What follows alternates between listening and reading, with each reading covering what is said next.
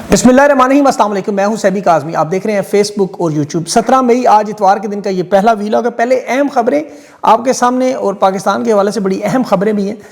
कल का दिन भी बड़ा अहम है। कल ईरान पर हमला किस तरह का फौजी ऑपरेशन, यूरेनियम के लिए भी, और हमला करने वाला कौन होगा ये भी, और ट्रंप क्यों फंसा हुआ है एक तरफ मुज़ाकरात के लिए जो अभी वजारत ख़ारजा से रब्ता हुआ मोहसिन नकवी के ज़रिए, इसका भी आपको बताऊंगा। इसराइल में बड़े शदीद तरीन धमाके भी हुए। अमरीकी बहरी बेड़ा वियतनाम से वापस अमरीका क्यों पहुंच गया। अब इसराइल की बहुत बड़ी जो कोशिश अरब अमारात के ज़रिए, वो मामला आपको बताना है। और रूस के खिलाफ यूरोप ने एक दफ़ा फिर आज यूक्रेन की फ़ौज पर डॉलरों के मुंह खोल दिए। नए मामलात वहाँ भी शुरू होने वाले हैं। पावर स्ट्रक्चर में क्या तब्दीलियाँ आ रही हैं, क्या क्यूबा के सदर को उठाने की कोशिश है, और सबसे बड़ा पाकिस्तान की मौशी हालत में इंटरनेशनल रिपोर्ट्स, जंगी सूरत हाल में भी ईरान की एक तरफ स्टॉक एक्सचेंज मार्केट खुल गई, लेकिन पाकिस्तान के हालात बड़े ख़तरनाक तब्दीली की तरफ जा रहे हैं। खान हुकूमत के मुखालफीन इस वक्त जो तबसरे, मौशी तबसरे करने वाले सहाफ़ियों को भी सॉफ्टवेयर अपडेट करने के लिए क्यों किया जा रहा है। पीपल्स पार्टी, तहरीक इंसाफ के साथ मुख्तलिफ जमातें, शहबाज शरीफ के खिलाफ अदम एतमाद का मामला, 28वीं तरमीम में नई वारदातें, ये 2008 का कोंडा लीसा राइस वाला मामला है। क्या है बिलावल की अमरीकियों के साथ मुलाकातें, जरदारी भी इनकी चालें उल्टी करने के लिए लगा हुआ है। बहुत कुछ चल रहा है, ये सारा आपके सामने रखना है। 28वीं तरमीम की जो बिल्ली है वो भी थैले से बाहर आई। खान का खौफ है कि 2 करोड़ वोटर्स को छुपाने की कोशिश, फील्ड मार्शल को सदर बनाने की कोशिश, और खान की अस्पताल मुंतकली पर रियासत ने सर जोड़ा है। महमूद अचकज़ई, सोहेल अफरीदी, अलीमा खान अडियाला जेल की तरफ काफिले की सूरत में एंट्री, और खान को अस्पताल मुंतकली तक धरने का भी इम्कान है। और तफसील से बात करें तो देखें, सबसे पहले ईरान पर हमला तो होगा, ये बात आप ज़हन में रखें।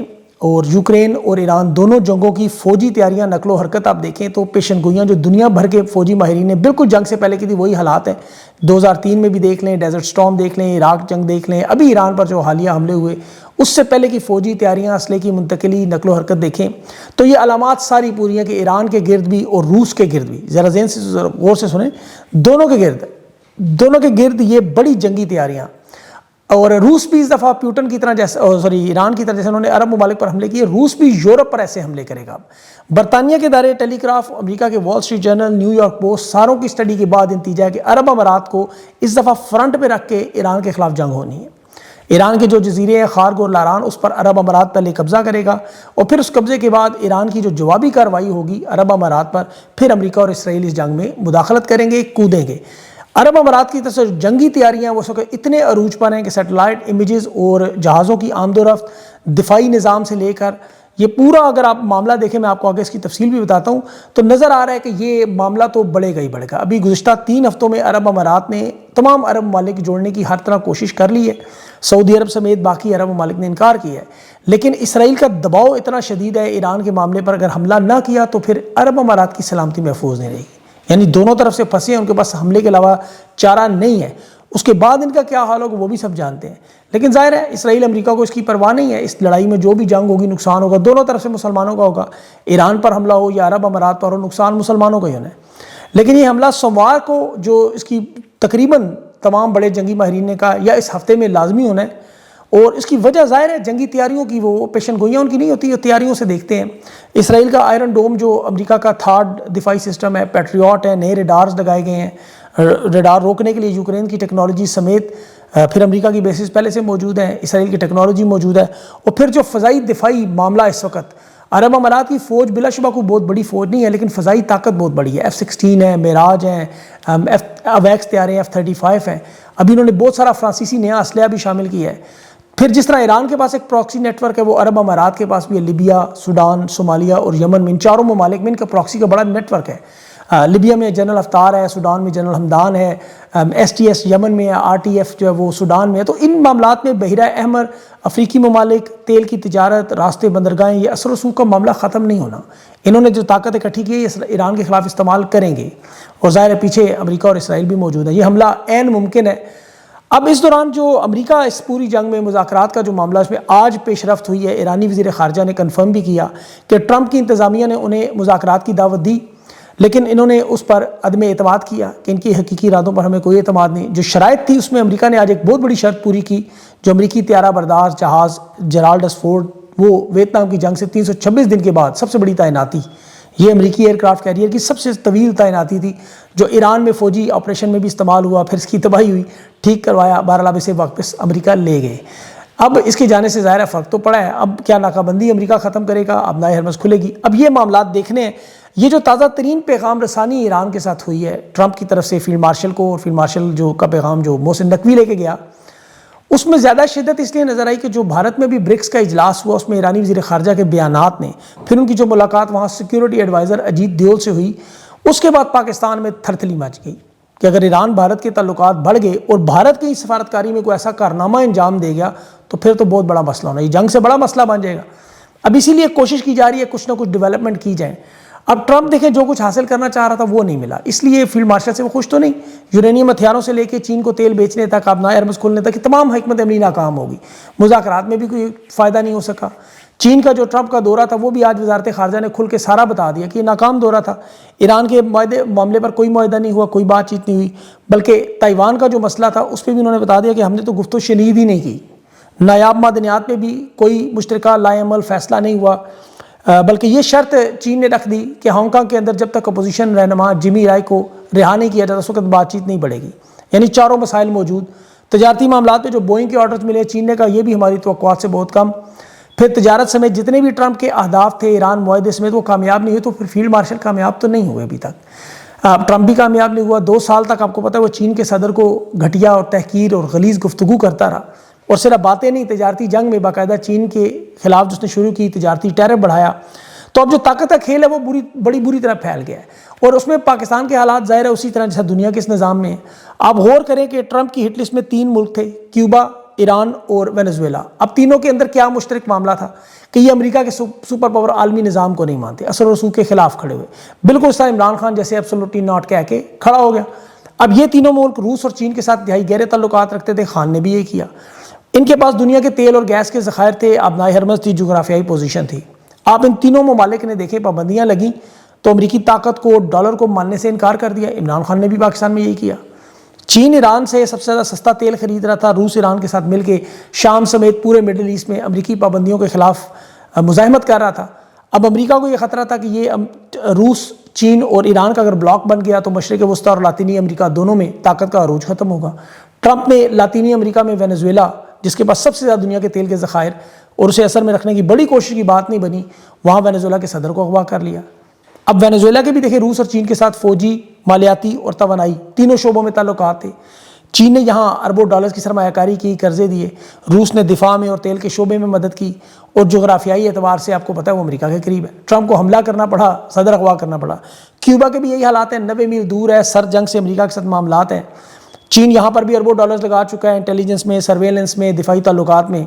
تو ان تینوں پر امریکہ نے پابندیاں لگائیں، تینوں نے ان کو توڑ کے ایبسولوٹلی ناٹ کہہ کے ڈالر سے بچ کے اپنی کرنسی یا روس چین کی کرنسی میں تجارت شروع کر دی۔ اب یہی معاملہ پاکستان میں بھی، چین نے اربوں ڈالرز لگائے ہوئے ہیں، یہاں پر خان کی حکومت انہوں نے گرا دی۔ اب آپ دیکھیں کہ ان تینوں ممالک کے ساتھ جو ہوا وہ انہیں امریکہ دبانا چاہتا تھا کہ یہ نکل کے تو سارا یورپ نکل جائے گا، یورپ بھی چین کے پاس پہنچ گیا، ٹرمپ خود بھی بلکہ چین پہنچ گیا۔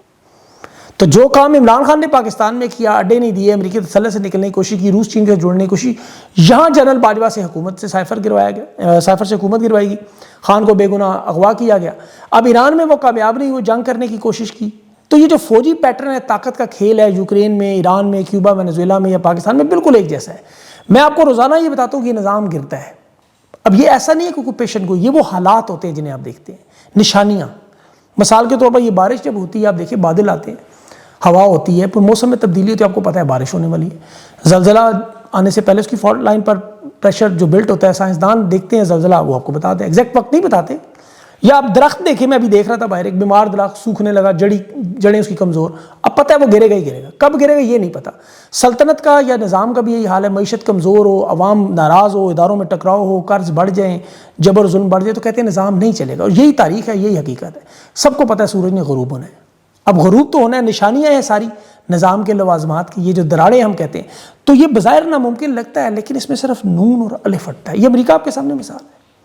اس لیے آپ لوگ جو مایوس ہو کے کبھی بھی پیچھے ہٹتے ہیں، میں ان کو یہ سمجھانے کی کوشش کر رہا ہوں۔ میں آپ کو ابھی پاکستان کی تفصیل بتاتا ہوں، وہاں بھی کیا ہو رہا ہے۔ یہ تبدیلیاں دیکھیں ہمیشہ پاکستان میں امریکی مداخلت سے آتی ہیں۔ 2008 میں مشرف ناقابل تسخیر تھا، مکھن سے بال کی طرح نکالا گیا. کونڈا لیسا رائس آئی, مشاق جمہوریت کروایا, نون لیگ اور پیپلز پارٹی کو جوڑ دیا. 2 ان جماعتوں کو اندازہ کریں. مشرف کا وقت پورا ہو گیا تھا, ایکسپائری ڈیٹ ہو گئی تھی. اب اس نظام کا بھی یہی معاملہ ہے. یہ ایران کی جنگ کا ابھی واضح جو ہی راستہ نظر آنا ہے.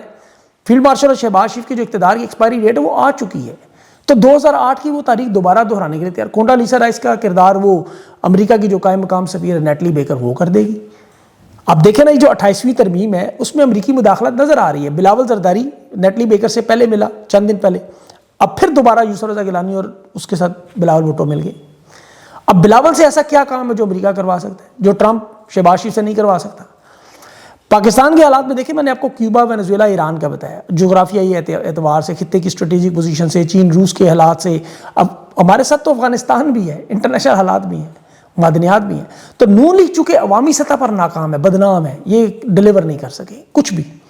پیپلز پارٹی کے پاس فارم 45 ہے ایک تو. دوسرا, یہ جب بھی سیاسی مفاہمت ہو, قومی حکومت بنائے یا نیا پاور شیئرنگ فارمولہ ہو, پیپلز پارٹی ہمیشہ استعمال ہوتی ہے. ان کے مغرب کے ساتھ بھی اور عرب دنیا کے ساتھ بھی, اور اسٹیبلشمنٹ کے اندر بھی زرداری کے تعلقات ہیں. عرب امارات آج بھی اس کے ساتھ دوست ہیں. اب اسٹیبلشمنٹ کو یہی پریشانی تھی کہ یہ جو بین الاقوامی سطح پہ اس کا مضبوط سرکل ہے, خاص طور پر بلاول کا, کیونکہ اچھی انگریزی بولتے ہیں, مغربی میڈیا میں, سفارتی حلقوں میں, عالمی فورمز میں شہباز شریف کی نسبت زیادہ بہتر ہے. یہ اسٹیبلشمنٹ کو نقصان دیتا ہے کیونکہ اس کا قد فیلڈ مارشل سے لمبا ہے, پرسنالٹی کلیش ہے. لیکن چونکہ پاکستان کی پالیسی میں ہمیشہ امریکہ کا دفاعی معاملات ہوں یا سیاسی معاملات ہوں, یہ امریکہ کے کہنے پر ہوتے ہیں. تو بلاول زرداری نے اپنا سی وی پیش کر دیا ہے, وہ تمام خدمات ان سے 4 گنا زیادہ کرنے کی. تو بجٹ کی تاریخ سے پہلے بعد میں جو 2-3 مہینے ہیں, ظاہر ہے اس میں بدلاؤ سارا آ جانا ہے.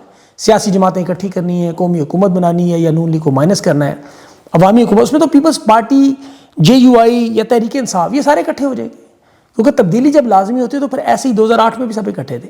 اب شہباز شریف کے حالات اسی لیے ٹائٹ ہیں. زرداری بہت بڑا فنکار ہے. یہ انمول پنکی کا ایک واقعہ آپ دیکھ لیں, یہ زرداری پر دباؤ ڈالنے لائے تھے نا کہ پیپلز پارٹی کے لوگ نام لیں گے. اس نے بنی گالا کا نام دلوا کے ایک زرداری نے ان کی تباہی پھیر کے رکھ دی. ان کے فرنٹ مین کے کیسز کھولنے آئے تھے, زرداری نے ان کے پول کھول کے رکھ دیے. ملکہ منشیات ملکہ سوشل میڈیا بن گئی ایک بیان سے. یہ وہ کیا کہہ رہی ہے کھول کے کہ ہم تو ڈوبے ہیں صنم, تمہیں بھی ساتھ لے کے جائیں. تو پاکستان میں تو ہمیشہ میمو گیٹ ہو, ڈان لیکس ہوں, اسٹیبلشمنٹ کی یہ پرانی وارداتیں ہیں. نظام کی تبدیلی لازمی ہے, اس کے علاوہ اور کوئی وجہ. اب ایک اور دلیل آپ کو اس کی دوں.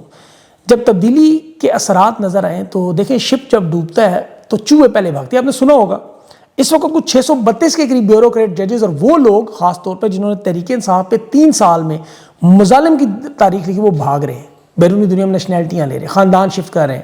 میں کسی ویلاگ میں ان کی پوری تفصیل بھی آپ کے سامنے رکھتا ہوں تاکہ آپ کو پتہ چلے خالی بات نہیں ہے. وہ ججز جنہوں نے خان کو سزائیں دی, وہ کیسز بنائے, کوئی چھٹیوں کے بہانے بھاگ رہا ہے, واپس نہیں آ رہا, کوئی عرضیاں ڈال رہا ہے ریٹائرمنٹ کی. یہ عمران خان کو پہلے بھی پیغامات دیتے رہے کہ دیکھیں ہماری کنپٹی پہ بندوق رکھ کے کام کروائے. وہ جج بشیر کتنی بڑی مثال, 104 بخار میں آیا تھا, اس کی بہن فوت ہوئی تھی, اگلے دن سے فیصلہ لیا باہر ایمبولینس کھڑی کروا کے, اور فیصلے کے بعد بھی عمران خان نے بھی کہا تھا کہ ججز کی کنپٹی پہ بندوق رکھتے ہیں. تو یہ سارے لوگ ایک ایک کر کے کیوں بھاگ رہے ہیں کہ انہیں پتہ ہے کہ تباہی بربادی اور نظام تو بدلنا ہے, پھر اس کا انجام کیا ہونا ہے. اب اس کی میں آپ کو ایک اور دلیل دیتا ہوں. دیکھیں کل ایک میٹنگ ہوئی جس میں تحریک انصاف اور عمران خان کے جو حامی صحافی ہیں انہیں بلایا گیا. انہیں بلا کر دھمکیاں دی گئی, لالچ دی گئی اور ایجنڈا دیا گیا کہ معیشت کے بارے میں کوئی بات نہیں کرنی کہ معیشت تباہ ہوگی یا برباد ہوگی, بلکہ خان کے دور کا موازنہ اس دور سے نہیں کرنا, نواز شریف کے پچھلے دور سے کرنا ہے. اس میٹنگ میں کچھ لوگ تھے, انہوں نے مجھے تفصیل بتائی کہ جی ہمیں بڑا ڈرایا دھمکایا گیا, لیکن وہ کہتے ہیں ہم مجبور ہیں, ہم مطلب کیسے دکھائیں عمران خان کی حکومت کی مطلب پرفارمنس جو ہے گرانے کے بعد جو اقتصادی رپورٹ شہباز شریف کی حکومت نے جاری کی ہے, اسٹیٹ بینک کے ادارے, شماریات کا جو اسٹیٹسٹکس ادارہ ہے, جو IMF ورلڈ بینک کی فگرز ہے, وہ ہمارے اختیار میں نہیں ہے. GDP خان کی 6.1% تھی, آج جنرل عاصم منیر اور شہباز شریف کی جو معیشت 2.7 پہ, اسے ہم کیسے 6.2 دکھائیں.